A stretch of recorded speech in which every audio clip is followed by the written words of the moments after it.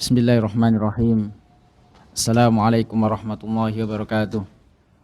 Innal hamdalillah nahmaduhu wa nasta'inuhu wa nastaghfiruh wa na'udzu billahi min shururi anfusina wa sayyiati a'malina.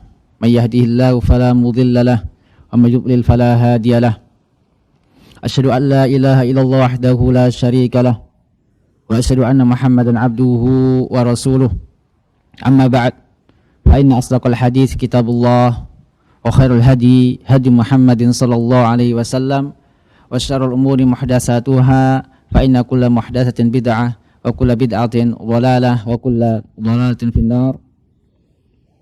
Ayo ikhwah, para pemirsa Al-Furqan TV dan para pendengar Radio Al-Furqan, mudah-mudahan Allah Subhanahu wa taala merahmati kita semua.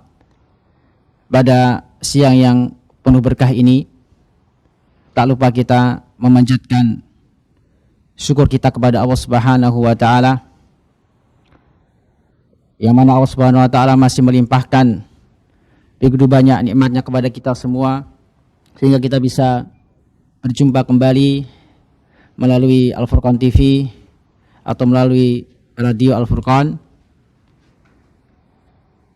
yaitu kita kembali mempelajari hadis-hadis Nabi sallallahu alaihi wasallam dari kitab Bahja Qulubil Abrar wa Qurratu Uyuni Al-Akhyar fi Syarhi Jawami'i Al-Akhbar karya Syekh Abdurrahman As-Sa'di rahimahullahu azza wajal.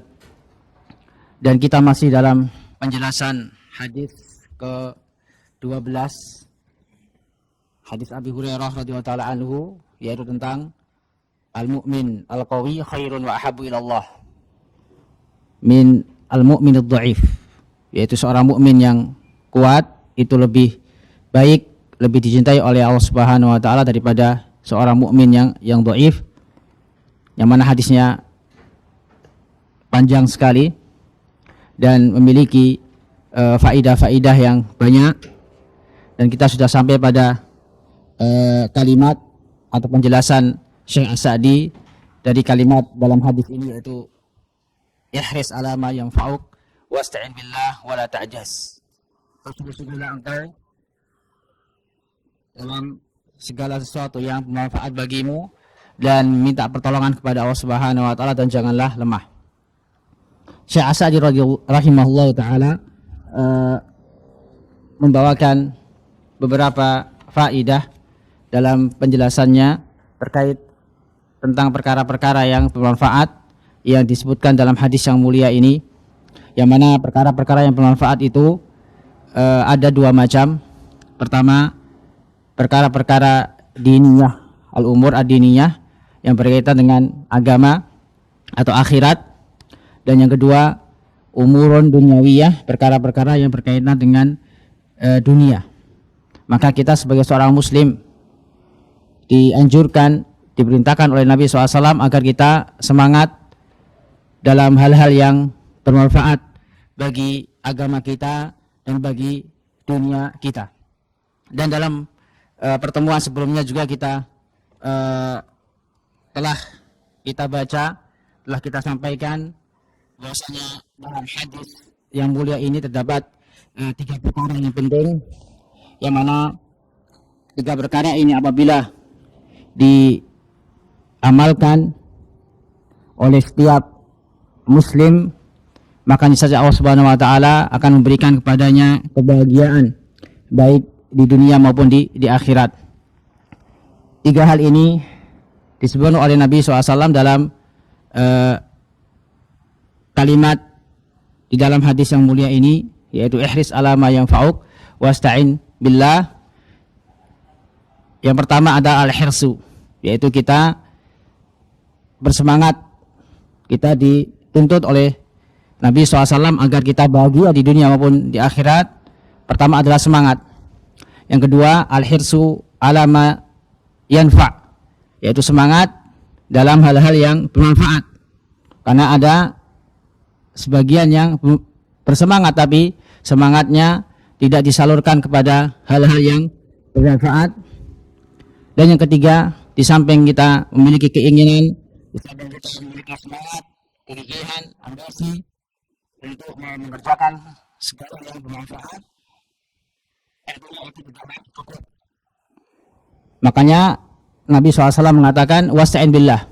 Ini yang ketiga, yaitu kita bertawakal, kita beristi'anah, meminta pertolongan kepada Allah Subhanahu wa taala, menyandarkan usaha kita kepada Allah Subhanahu wa taala, karena Allah lah yang akan membantu kita, Allah lah yang akan memberikan kemudahan dalam hal-hal yang kita lalui atau amalan-amalan yang kita laksanakan, baik itu amalan-amalan yang berkaitan dengan din, agama, ataupun amalan-amalan yang berkaitan dengan duniawiyah.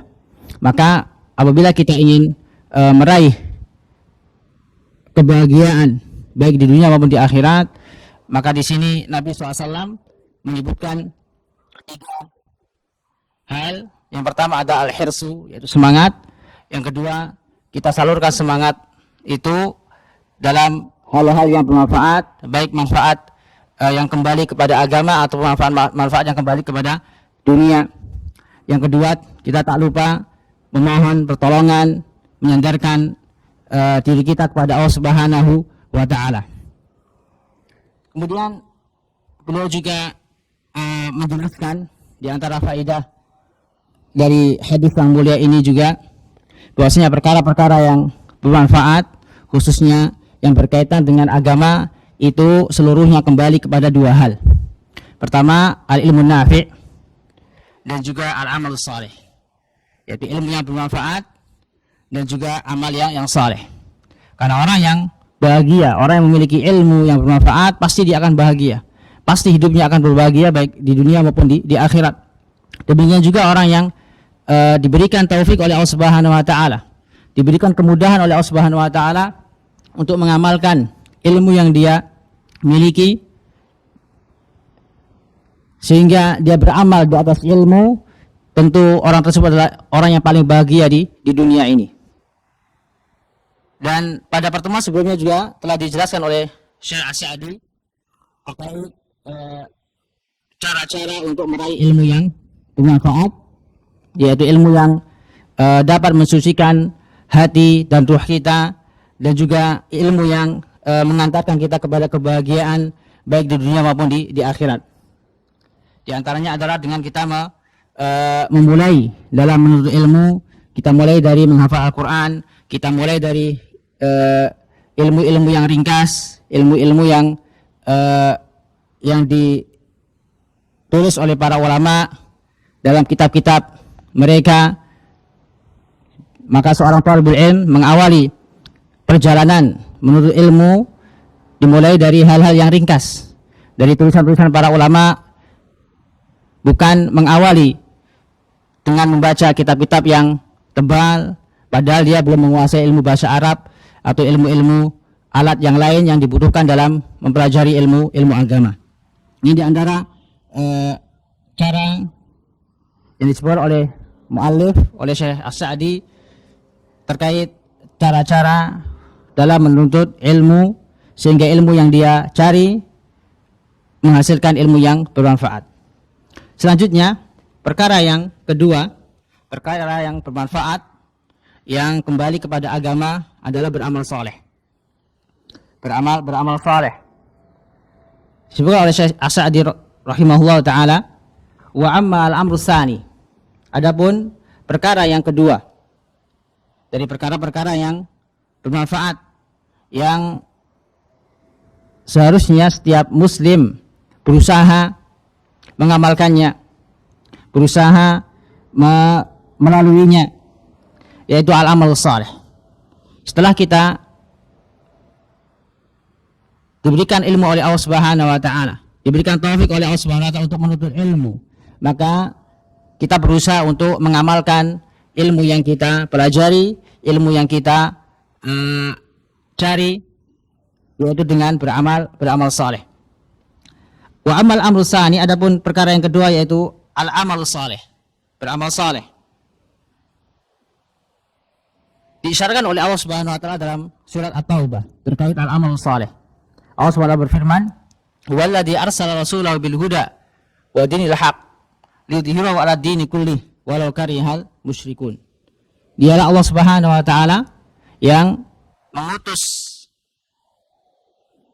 rasulnya dengan membawa petunjuk dan agama yang benar. Para ulama menafsirkan al-huda dalam ayat ini, yang dimaksud dengan al-huda adalah al-ilmu an-nafi, yaitu ilmu yang bermanfaat. Dan mereka juga menafsirkan ad-dinul haq. Mereka tafsirkan bahwasanya dimaksud dengan ad-dinul haq adalah al-amal saleh, yaitu amal saleh. Apa itu amal saleh? Disebutkan oleh Syekh As-Sa'di pengertian atau ta'rif dari al-amal saleh. Beliau mengatakan, "Fahuwal amalul ladzi jama'al ikhlasa lillahi wal mutaba'ata lirrasul sallallahu alaihi wasallam." Al-amal saleh atau ad-dinul haq, yang dimaksud dengan al-amal saleh adalah amalan yang terkumpul di dalamnya dua hal.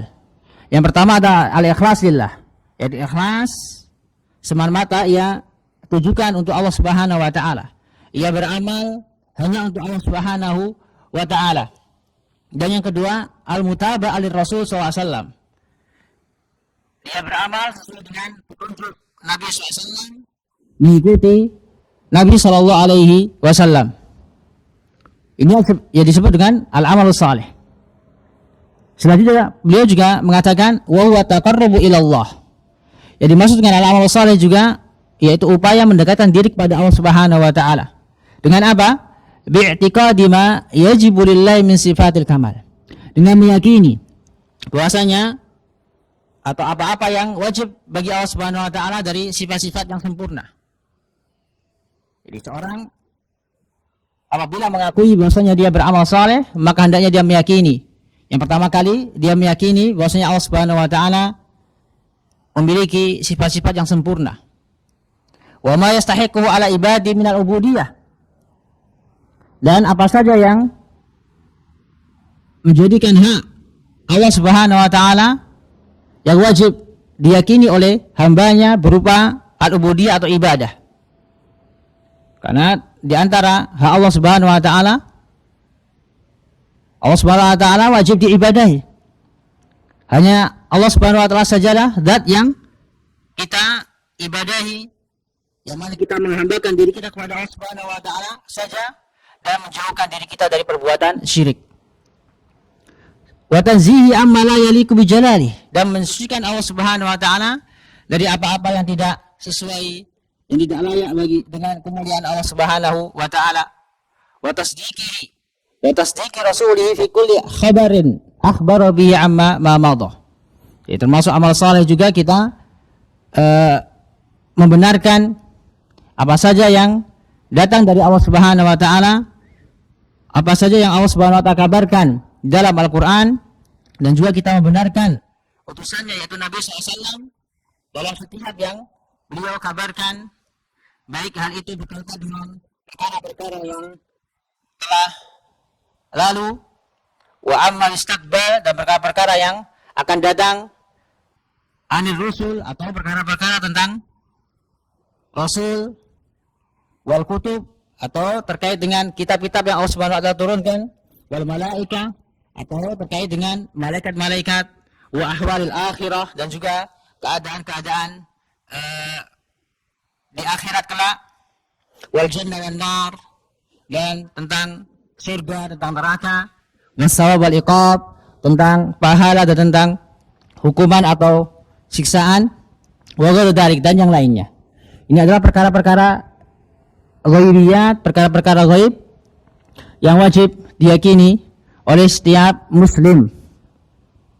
Maka seorang yang beramal soleh meyakini perkara-perkara yang ghaib, meyakini bahwa perkara-perkara ghaib tidak ada satupun yang mengetahui kecuali Allah Subhanahu wa taala. Karena itu Allah Subhanahu wa taala berfirman dalam surat Al-An'am, wa indahu mafatihul ghaib la ya'lamuha illahu, dan Allah Subhanahu memiliki kunci-kunci ghaib yang tidak diketahui kecuali olehnya. Maka seorang nabi pun tidak mengetahui ilmu ghaib kecuali yang dikabarkan oleh Allah Subhanahu wa taala kepadanya. Bahkan malaikat tidak mengetahui ilmu ghaib kecuali yang dikabarkan oleh Allah Subhanahu wa taala. Selanjutnya, thumma yas'a fi ada'i ma faradahu Allah ala ibadihi. Kemudian dia berusaha, berupaya untuk mengerjakan apa saja yang diperintahkan, yang diwajibkan oleh Allah Subhanahu wa taala atas hambanya. Min huquqillah, berupa hak Allah Subhanahu wa taala, yaitu beribadah kepada Allah Subhanahu wa taala, wa huquqi khalqihi, dan berkaitan dengan hak-hak makhluknya, bagaimana dia berinteraksi dengan saudaranya sama muslim atau berinteraksi dengan manusia. Wa yukmilu dzalika bin nawafil wa tatawwu'at, yang dimaksud dengan al-amal saleh tidak hanya dalam hal-hal yang wajib saja, akan tapi dia sempurnakan amal salehnya dengan mengerjakan yang sunnah-sunnah. An-nawafil wa tatawwu'at, yaitu hal-hal yang sifatnya sunnah, yang tidak wajib, khususan al-mu'akkadah, khususnya sunnah-sunnah yang sifatnya mu'akkad, sunnah yang sifatnya mu'akkad, yang ditekankan oleh Nabi SAW, seperti salat rawatib, seperti qabliyah subuh, salat witir. Ini sunnah-sunnah yang ditekankan oleh syariat, ditekankan oleh Nabi SAW. Karena di antara faidah ibadah-ibadah yang hukumnya sunnah, faidahnya adalah melengkapi ibadah-ibadah yang wajib yang kurang sempurna. Ibadah-ibadah wajib yang kita kurang sempurna dalam mengerjakannya, sehingga ditutupi dengan ibadah-ibadah yang sunnah, seperti sholat-sholat sunnah atau puasa-puasa sunnah atau yang lainnya dari ibadah-ibadah yang sunnah. Khususun al-mu'akkada fi awqatiha, khususnya sunnah, ibadah-ibadah yang sunnah yang dikerjakan pada waktunya. Musta'inan billahi ala fi'liha, dia meminta pertolongan kepada Allah Subhanahu wa taala dalam mengerjakannya. Jadi seorang tidak menyandarkan dirinya kepada dirinya sendiri, meskipun dia sholat baik yang wajib maupun yang sunnah, dia berusaha untuk meminta pertolongan kepada Allah Subhanahu wa taala, karena yang memberikan taufik adalah Allah Subhanahu wa taala. Dia bisa mengerjakan yang wajib, mengerjakan yang sunnah, itu murni dari pertolongan Allah Subhanahu wa taala, murni bantuan dari Allah Subhanahu wa taala, taufik dari Allah Subhanahu wa taala. Wa ala tahqiqiha wa takmiliha, dan dia juga berupaya untuk menyempurnakan, merealisasikan dan menyempurnakan ibadah-ibadahnya. Wa fi'liha ala wajhil ikhlasillahi la yasubu gharadun minal aghrad an-nafsiyah.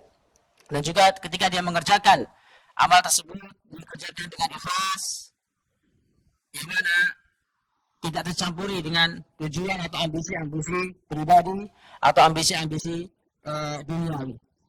Karena terkadang seorang beribadah kepada Allah Subhanahu wa taala bukan murni karena Allah Subhanahu wa taala, bukan murni semata-mata mengharap wajah Allah Subhanahu wa taala.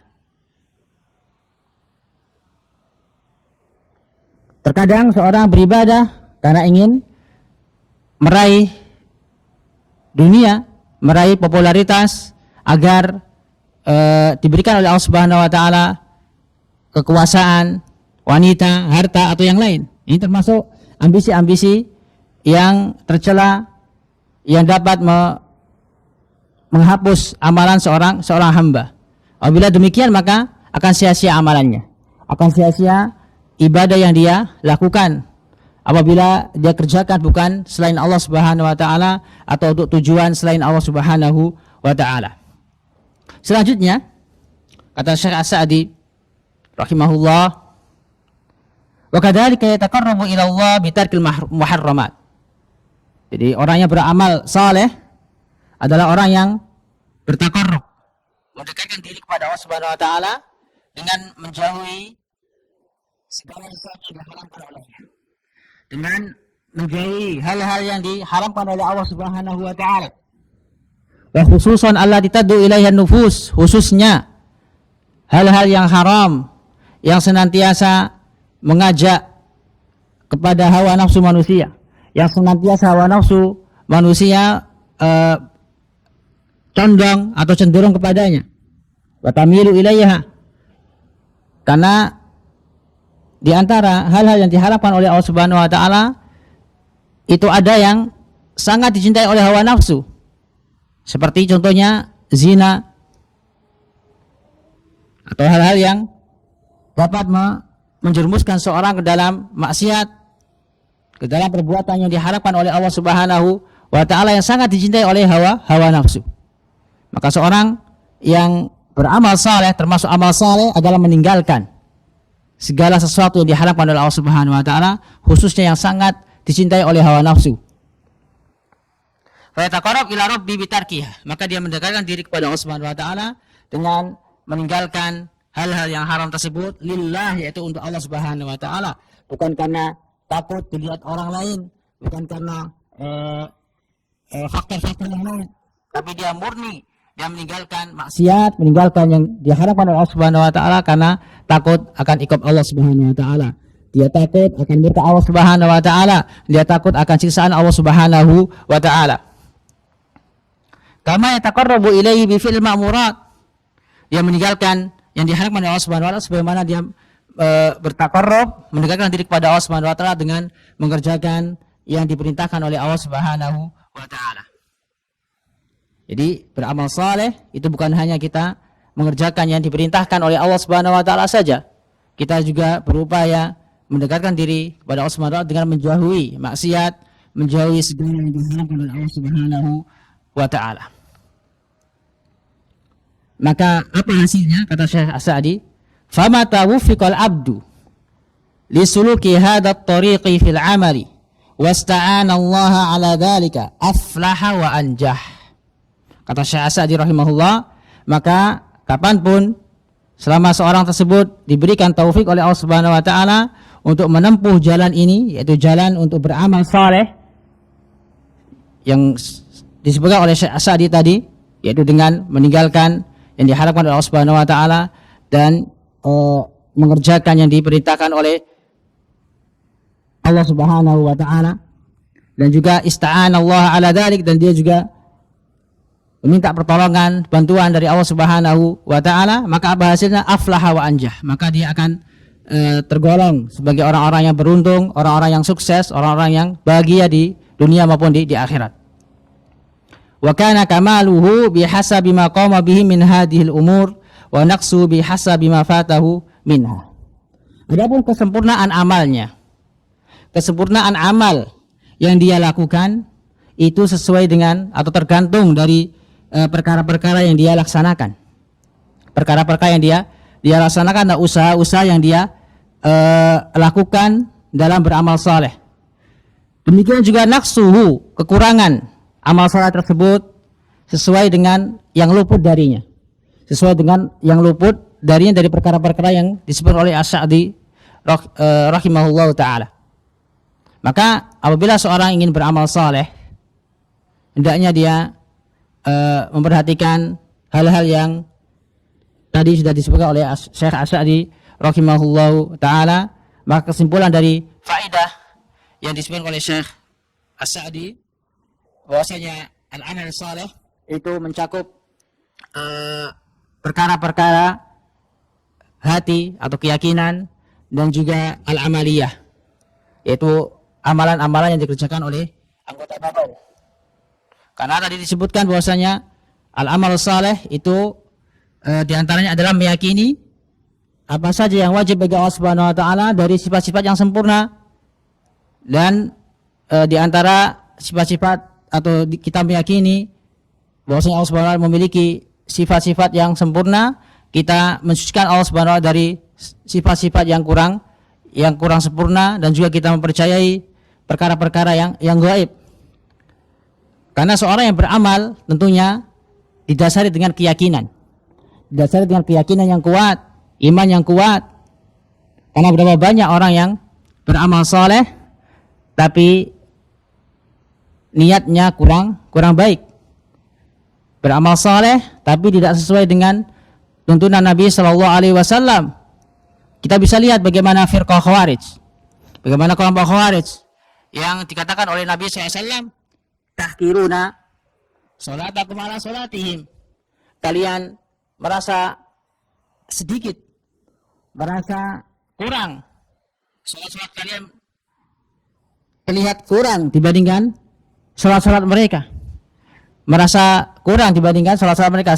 Siyamukum ala siyamihim, bahkan puasa-puasa kalian, kata Nabi SAW, tidak lebih baik daripada puasa-puasa mereka. Karena di antara ciri-ciri orang Khawarij, mereka sangat bersemangat dalam beramal. Mereka sangat bersemangat dalam beramal saleh, tapi keyakinan mereka rusak. Mereka mengkafirkan orang-orang yang tidak berhukum dengan hukum Allah. Mereka mengkafirkan orang-orang yang mengerjakan dosa-dosa besar, dan bahkan mereka mengkafirkan sahabat Ali radhiyallahu taala anhu, bahkan membunuh sahabat Ali radhiyallahu taala anhu.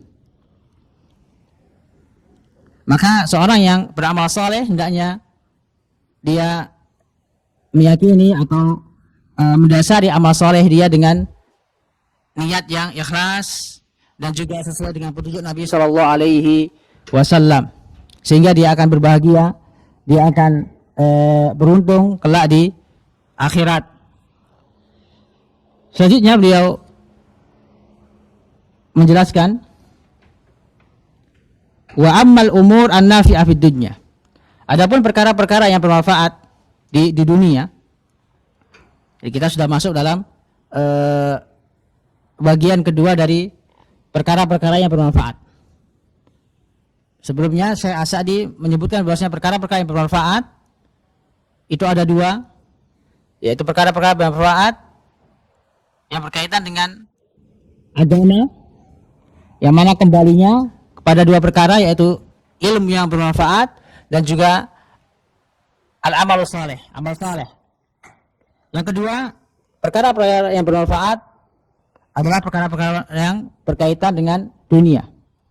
Kita juga dianjurkan oleh Nabi SAW untuk bersungguh-sungguh bersemangat dalam meraih hal-hal yang bermanfaat untuk dunia kita. Maka apa kata Syekh As-Sa'di rahimahullah? Fal abdu maka seorang hamba hendaknya dia mencari rezeki. Fa yang bagi ayasluka anfa'al asbab ad-dunyawiyah al-la'iqah bihalihi. Maka wajib baginya untuk menempuh sebab-sebab yang bermanfaat bagi dunianya, al-la'iqah bihalihi, yang sesuai dengan keadaannya. Karena tidak semua orang sanggup atau cocok dalam suatu pekerjaan. Ada yang dia pandai dalam berdagang, ada yang keahliannya bertani, ada yang keahliannya menjahit, atau keahlian-keahlian yang lain. Karena itu Syekh As-Sa'di menjelaskan di sini bahwasanya seorang hamba atau seorang muslim hendaknya dia bersungguh-sungguh dalam mencari rezeki atau bekerja, yang mana pekerjaan tersebut dikembalikan kepada keahlian masing-masing, kepada keahlian masing-masing. Maka seorang tatkala dia tidak ahli dalam bidang tertentu, maka janganlah dia sia-siakan waktunya untuk masuk ke dalam sesuatu yang dia bukan ahlinya. Ya, seorang tidak ahli dalam berdagang, maka janganlah dia paksakan dirinya. Dia cari, dia gali potensi dia yang lain. Barangkali dia ahli dalam bidang yang lain selain berdagang, seperti menjahit atau yang lainnya. Disesuaikan kepada keahlian masing-masing.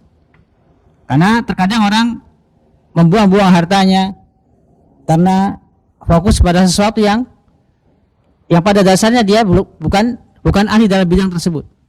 Karena itu Syekh As-Sa'di mengatakan di sini, ayasluka anfa'al asbab ad-dunyawiyah al-la'iqa bihalihi. Hendaknya dia menempuh segala sebab yang sifatnya duniawi, yang paling bermanfaat baginya, yang sesuai dengan keadaannya.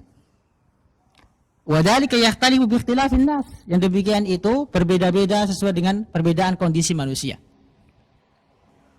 Selanjutnya beliau katakan, wa yaqsida bi kasbihi wa sa'ihi al-qiyamah bi wajibi nafsihi. Di selain dia bersemangat dalam mencari rezeki, dia juga niatkan. Ketika dia mencari rezeki, dia niatkan, dia tujukan niatnya, yaitu dalam rangka melaksanakan kewajiban dirinya, yaitu menafkahi dirinya. Wa wajib ailatihi, dia niatkan dalam mencari rezeki, dia niatkan untuk menunaikan kewajiban dia kepada keluarganya. Wa man yakum bi mu'natihi, dan dia niatkan pula dalam mencari rezeki untuk memenuhi atau menunaikan orang-orang yang menjadi tanggungan olehnya, yang menjadi tanggungannya. Dia niatkan seperti itu. Bukan hanya dia niatkan untuk mencari rezeki saja untuk dirinya sendiri. Apabila dia berkeluarga, apabila dia memiliki tanggungan, maka dia niatkan dalam mencari rezekinya untuk dirinya dan juga untuk keluarganya atau yang menjadi tanggungan baginya.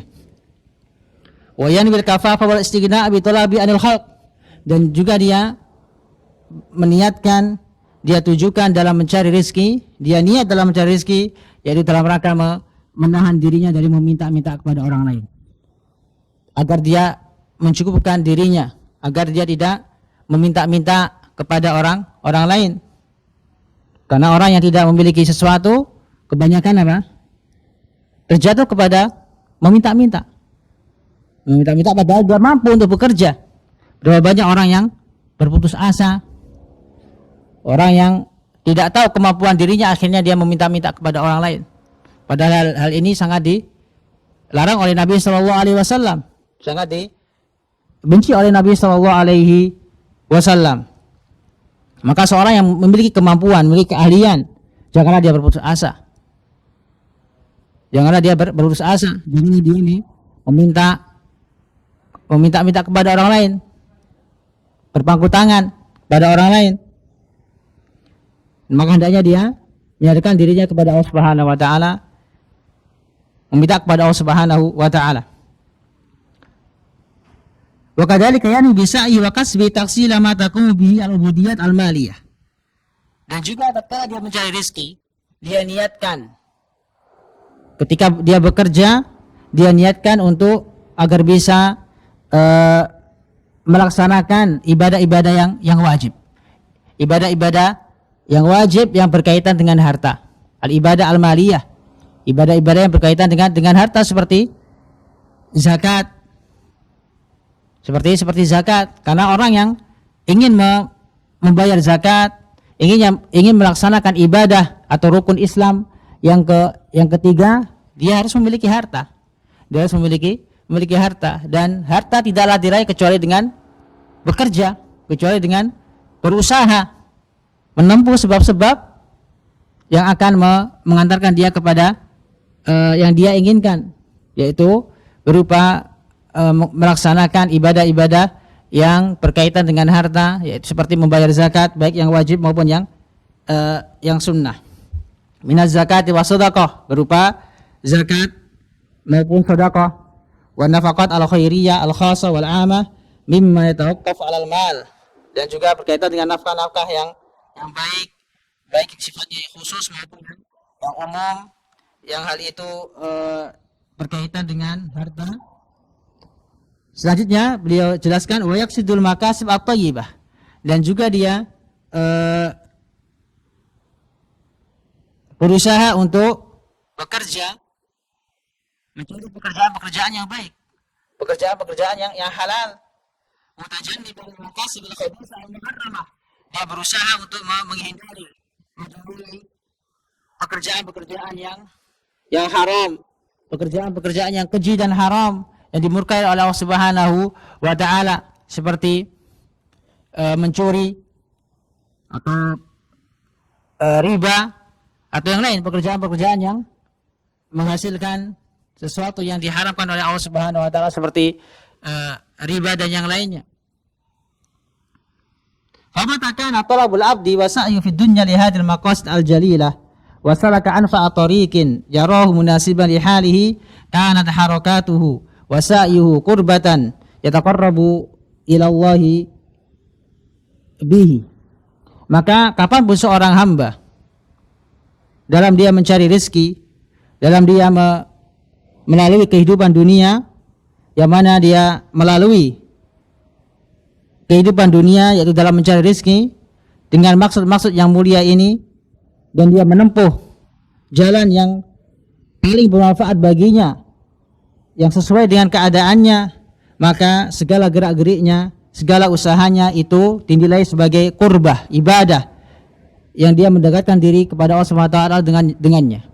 Maka seorang yang bekerja dengan niat yang telah kita sebutkan tadi, seorang yang berusaha bekerja mencari rezeki dengan usaha-usaha atau dengan niat yang telah kita sebutkan tadi, yaitu ikhlas untuk mencari ridha Allah Subhanahu wa taala, untuk menunaikan kewajibannya, menafkahi dirinya, keluarganya, dan agar tidak meminta-minta kepada orang lain, maka itu dinilai sebagai ibadah, dinilai sebagai taqarrub atau mendekatkan diri kepada Allah Subhanahu wa taala, termasuk ibadah kepada Allah Subhanahu wa taala. Wa min tamami dzalik, dan termasuk kesempurnaan hal tersebut, alla yattakila abdu ala haulihi wa quwwatihi wa dakaihi wa ma'rifatihi. Maka akan semakin sempurna tatkala seorang bertawakal. Seorang bertawakal kepada Allah Subhanahu wa taala, tidak bertawakal kepada atau menyandarkan kepada kemampuannya, kekuatannya, kecerdasannya, pengetahuannya, wahidkihi bima'rifatil asbabi wa idaratihi, dan dia tidak menyadarkan keahliannya dalam mengetahui sebab-sebab atau usaha-usaha yang dia lakukan. Jadi dia murni usahanya dia sandarkan kepada Allah Subhanahu wa taala. Bukan dia sandarkan kepada kecerdasannya, kekuatannya, kemampuannya, bukan. Dia sandarkan hal tersebut kepada Allah Subhanahu wa taala. Karena itu beliau katakan bal yasta'in bi rabbih. Akan tapi dia meminta pertolongan kepada Allah Subhanahu wa taala meskipun dalam perkara-perkara dunia.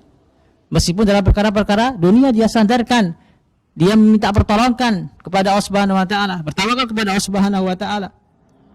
Mutawakkilan alaih, bertawakal kepadanya. Rajian minhu, dia mengharap dari Allah Subhanahu wa taala ayu yassirahu li aisaril umuri wa anjahiha. Dia mengharap pada Allah Subhanahu wa taala agar dimudahkan segala urusannya, agar Allah Subhanahu wa taala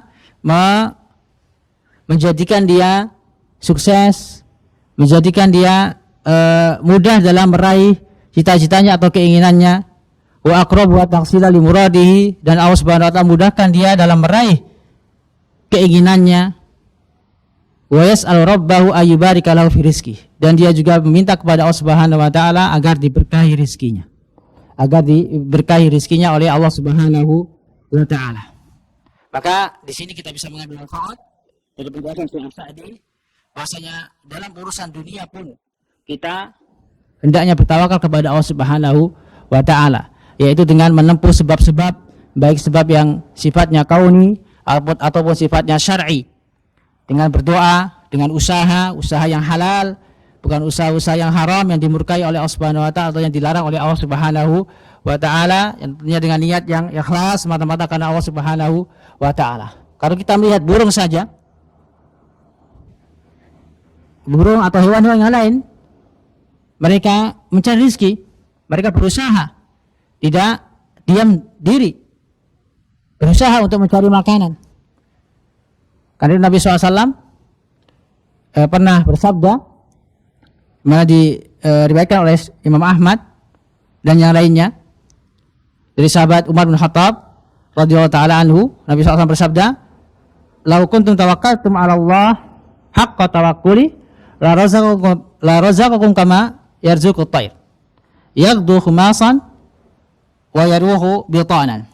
Kalau seandainya kalian bertawakal kepada Allah Subhanahu wa taala dengan sebenar-benar ketawakal, maka niscaya Allah Subhanahu wa taala akan memberikan rizki kepada kalian sebagaimana Allah SWT memberikan rizki kepada seekor burung, yang mana seekor burung tersebut keluar dari sangkarnya, keluar dari rumahnya dalam keadaan perut kosong, kemudian dia kembali ke sangkarnya atau ke rumahnya dalam keadaan perut yang terisi, atau dalam keadaan kenyang.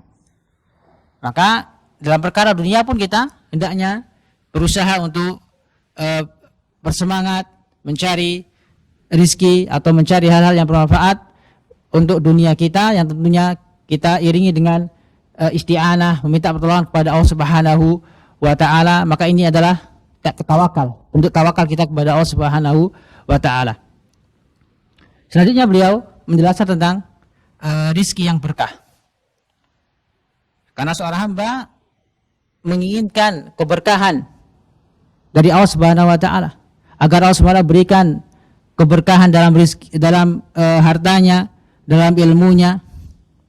Maka dimaksud dengan al-barakah fil rizq, kata Syekh As-Sa'di rahimahullah, beliau berkata fa awwalu barakatir rizqi, maka keberkahan rizki yang pertama adalah ayakuna muassasan ala taqwa wan niyatis salihah. Rizki yang berkah adalah rizki yang didasari di atas ketakwaan dan niat yang saleh. Wa min barakati rizq ay yuwaffaqal abdu liwad'ihi fi mawadhi'il wajibah wal mustahabbah. Dan termasuk keberkahan rizki, termasuk rizki yang berkah, seorang hamba menyalurkan hartanya atau rizki yang diamanahkan oleh Allah Subhanahu wa taala, yang dititipkan oleh Allah Subhanahu wa taala kepadanya, dia salurkan kepada segala yang wajib seperti zakat-zakat yang wajib dan yang sunnah, atau dengan cara mensedekahkan. Orang yang rizkinya berkah adalah orang-orang yang membayar zakat, yang mensucikan atau membersihkan hartanya dengan membayar zakat yang wajib yang diwajibkan oleh Allah Subhanahu wa taala, ataupun dengan sedekah atau zakat yang sifatnya sunnah, Maka tatkala kita ingin rizki kita berkah, maka pertama kata Syekh As-Sa'di, hendaknya kita bertakwa kepada Allah Subhanahu wa taala, dan juga kita ikhlaskan niat kita hanya kepada Allah Subhanahu wa taala dalam mencari rizki. Dan termasuk rizki yang berkah adalah seorang menyalurkan hartanya atau sebagian hartanya untuk membayar zakat atau atau sedekah kepada orang-orang yang membutuhkan.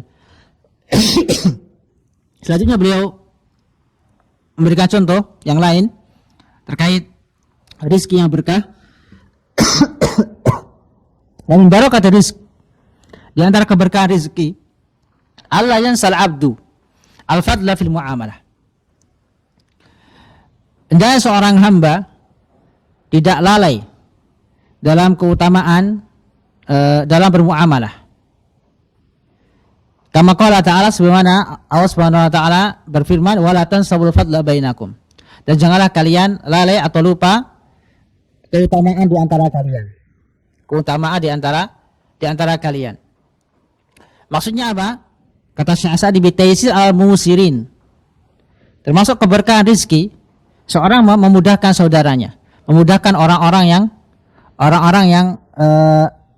yang kurang hartanya, al-musir, atau orang-orang yang kurang hartanya. Jadi ketika bermuamalah dengan saudaranya sesama muslim, dia memudahkan dalam muamalah. Ketika jual beli kepada sesama saudara muslim yang dia tahu dia adalah orang yang membutuhkan, maka dia tidak menjual barangnya dengan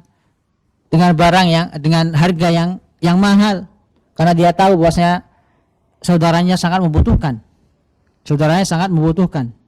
Ini di antara keberkahan rizki. Di antara keberkahan rizki juga indarul mu'sirin, dia menangguhkan hutang orang-orang yang berhutang, yang berhutang. Wal muhaba indal bai'i wasyira, dan dia tidak tidak memberatkan saudaranya dalam jual beli. Tidak memberatkan saudaranya dalam perkara jual beli. Bima tayassara min qaulin aw katsir, sesuai dengan yang dia memiliki kemampuan atau sesuai dengan kemudahannya, baik yang kecil maupun yang besar. Fabidzalika yanal 'abdu khairan katsir, maka dengan demikian seorang tersebut akan mendapatkan kebaikan yang banyak. Selanjutnya beliau jelaskan, fa in qila ayyul makasibi aula wa afdal. Dan jika dikatakan, jika ditanyakan pekerjaan apakah yang paling mulia, yang paling afdal, maka dijawab qila qad ikhtalafa ahlul ilmi fi dzalik. Para ulama berbeda pendapat tentang pekerjaan yang afdal, pekerjaan yang afdal menurut Nabi SAW, menurut syariat. Minhum man faddala az-zira'a wal hirasah.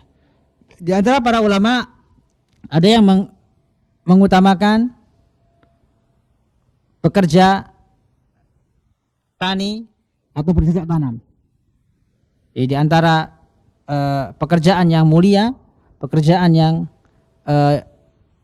afdal, sebagian para ulama mengatakan bahwa pekerjaan yang afdal adalah dengan bercocok tanam atau bertani. Wa minhum man faddala al-bai' wasyira'. Di antara para ulama juga ada yang mengatakan bahwasanya pekerjaan yang utama, pekerjaan yang afdal adalah jual beli. Wa minhum man faddala al-qiyam bisina'at wal hiraf wa nahwiha. Ada juga yang mengatakan bahwasanya pekerjaan yang mulia, pekerjaan yang afdal adalah dengan cara industri atau membuat kerajinan-kerajinan atau yang lainnya. Wa kullun minhum adla bi hujjati, dan masing-masing ulama membawakan dalil-dalilnya. Walakin hadzal hadis wal fasil liniza. Akan tapi hadis ini adalah hadis yang menjelaskan atau yang memisahkan khilaf di antara para ulama, sebagai penengah dari khilaf para ulama terkait pekerjaan yang paling afdal yang harusnya dikerjakan oleh seorang, harusnya dipilih oleh seorang muslim. Maka hadis ini sebagai penengah dari perselisihan oleh para ulama terkait pekerjaan yang afdal yang hendaknya dikerjakan oleh seorang muslim. Maka apa saja pekerjaan yang selama itu halal, selama itu tidak menyelisihi syariat Islam, maka itu adalah pekerjaan yang mulia, pekerjaan yang bermanfaat. Kata Nabi SAW, ihris ala ma yanfa'uk wasta'in billah.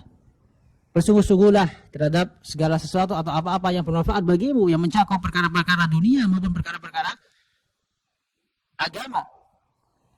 Wasta'in billah, dan meminta pertolongan kepada Allah Subhanahu wa taala. Di sini disebutkan secara umum, ala ma yanfa'uk, segala yang bermanfaat bagimu. Maka masuk di dalamnya apa? Pekerjaan tani, bercocok tanam, jual beli atau yang lainnya, yang masing-masing dikembalikan sesuai dengan keahlian masing-masing. Tidak perlu memaksakan diri, karena masing-masing memiliki kemampuan atau keahlian di bidangnya. Beliau katakan di sini, wan nafi'u min dzalika ma'lumun annahu yakhtali bi ikhtilafil ahwal wal ashkhas. Dan sesuatu yang bermanfaat telah diketahui bahwasanya hal itu berbeda-beda sesuai dengan kondisi atau perorangan, kondisi atau perbedaan keahlian masing-masing. Wa minhum man takunu al-hirasa wa zira' afdal fi haqqihi. Di antara mereka ada yang memilih bercocok tanam atau bertani karena itu yang lebih afdal atau lebih sesuai dengan dirinya. Wa minhum man yakunul bai' wasyira', dan di antara mereka, di antara manusia ada yang lebih cocok untuk jual beli sesuai dengan kemampuannya. Wal qiyam bisina'ati allati yuhsinuha afdal fi haqqihi, dan ada juga yang lebih cocok dalam pekerjaan as-sina'ah yang berkaitan dengan industri atau pekerjaan tangan. Fal afdal min dzalika wa ghairu al-anfa', maka yang paling afdal adalah yang yang paling bermanfaat baginya. Yang paling bermanfaat baginya yang sesuai dengan kemampuannya. Ini penjelasan Syekh As-Sa'di rahimahullahu taala terkait perkara-perkara yang bermanfaat yang berkaitan dengan dunia seperti pekerjaan dan yang lainnya yang berhubungan dengan dunia. Maka beliau akhiri dengan penjelasan beliau wassalawatullahi wassalamu ala man u'tiya jawami al-kalim wa nawafi'ihi. Maka beliau pun bersolawat kepada Nabi SAW yang mana Allah Subhanahu wa taala telah memberikan kepadanya kalimat-kalimat yang ringkas namun memiliki manfaat-manfaat yang banyak atau faidah-faidah yang banyak. Insyaallah kita lanjutkan penjelasan dari penggalan hadis ini, yaitu hadis ke-12, yaitu kalimat law anni wa in asabaka syai'un falatakul law anni fa'altu kada kada walakin kul qaddarallahu ma syaa fa'al fa inna law taftahu amal syaitan. Insyaallah kita akan jelaskan atau kita akan baca penjelasan Syekh As-Sa'di terkait penggalan hadis yang belum kita baca penjelasannya. Allah taala alam. Maka kesimpulan dari hadis yang mulia ini atau dari kajian kita pada siang hari ini khususnya terkait faidah dari penggalan hadis ihris ala ma yanfa'uk wasta'in billah, bersungguh-sungguhlah engkau dalam hal-hal yang bermanfaat bagimu dan memintalah pertolongan kepada Allah Subhanahu wa taala, wala ta'jas, dan janganlah engkau lemah atau malas. Maka di antara faedah yang bisa kita ambil dari hadis yang mulia ini, pertama bahwasanya perkara-perkara yang bermanfaat itu ada dua. Pertama berkaitan dengan agama, yang kedua berkaitan dengan dunia. Adapun yang berkaitan dengan agama itu kembali kepada dua perkara, yaitu ilmu yang bermanfaat dan juga amal yang saleh. Amal yang saleh. Maka seorang apabila ingin meraih kebahagiaan di dunia maupun di akhirat, maka hendaknya dia mengamalkan hadis yang mulia ini. Yang pertama, dia bersungguh-sungguh memiliki semangat. Yang kedua, dia salurkan semangat dia pada hal-hal yang bermanfaat. Yang ketiga, tak lupa dia meminta pertolongan kepada Allah Subhanahu wa taala. Di antara faedah dari hadis yang mulia ini juga bahwasanya seorang muslim dituntut oleh Nabi SAW, oleh syariat Islam, untuk bersemangat dalam hal-hal yang bermanfaat bagi kehidupan dunianya, seperti mencari rezeki.